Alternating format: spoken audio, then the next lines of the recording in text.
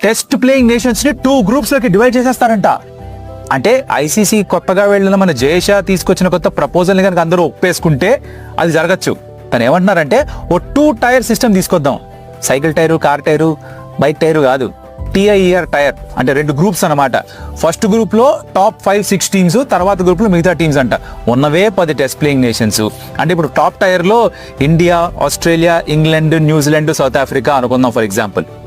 వీళ్ళు 5 పెట్టేసి మిగతా 5 కింద గ్రూప్ లో పెడతారంట. అంటే పై గ్రూప్ లో వాళ్ళే ఆడుకుంటారు, వీళ్ళే ఆడుకుంటారు. ఏం బాగుంటుందట ఉంటే పాపం కింద ఉన్న వాళ్ళు ఎప్పుడు ఇంప్రూవ్ అవుతారు? వీళ్ళు ఆడే టెస్ట్ మ్యాచ్లు ఎవరు చూస్తారు?